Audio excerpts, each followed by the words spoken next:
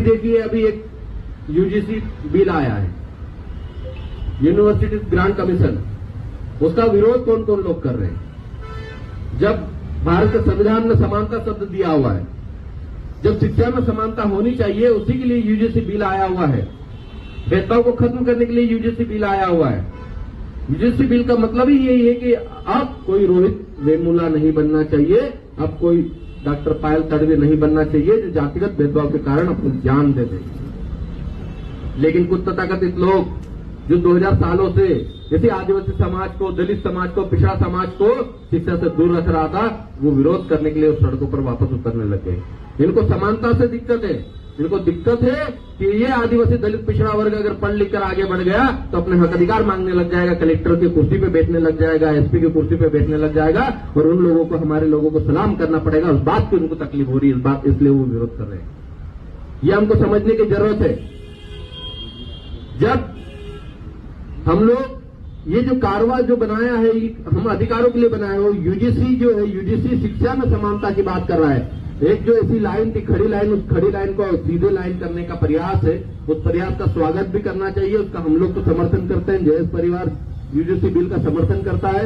लेकिन जो लोग विरोध कर रहे हैं, हम लोग कह रहे हैं कि भाई विरोध मत कीजिए। आपको चाहिए आरक्षण, आप भी लीजिए संख्या के अनुपात में। 10% हो तो 10% लीजिए, आपको 50% लेने की जरूरत नहीं है। ये डिस्क्रिमिनेशन है, ये काफी डिस्क्रिमिनेशन हो रहा है, इसको बंद होना चाहिए। इस बात की पहल हम लोगों को करनी चाहिए। जब हम लोग बात करेंगे जनसंख्या के अनुपात में आप आरक्षण ले लीजिए, तब वो कहते हैं कि 50% से ज्यादा आरक्षण नहीं हो सकता।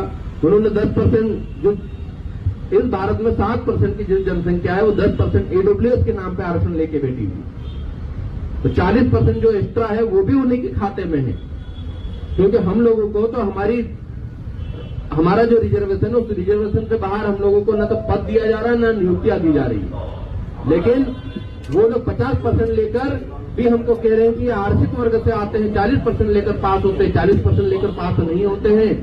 आप शिक्षा की व्यवस्था की लाइन अगर एक कर दीजिए, जब शुरुआत से जब पढ़ाई एक ही जगह होगी तो आप देखिए कि कौन आगे निकलता है, कौन पीछे रहता है। ये हमारे मेहनती लोग, जो हमारे साथी, युवा साथी, जो इंदौर या बाहर शहरों में रहकर पढ़ाई कर रहे हैं, आप जानते हैं, वो पढ़ाई भी करते हैं, साथ साथ अपनी रोजी रोटी के लिए पार्ट टाइम जॉब भी करते हैं। कहीं रेस्टोरेंट में काम कर रहे हैं, कहीं डिलीवरी का काम करेंगे, जोमेटो में काम करे, कोई स्विगी में काम कर रहा है, कोई रैपिडो चला रहा है। ऐसे करके वो पढ़ाई करता है, तब जाके उस स्थान तक पहुंच पाता है।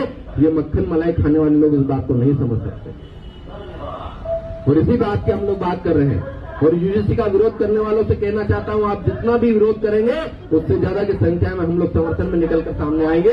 शिक्षा समान होनी चाहिए। और अब हम लोगों ने पहले ही कह दिया 10% की करो विदाई, अब 90% की बारी आई। यूजीसी बिल उसी का एक पहला पड़ाव है।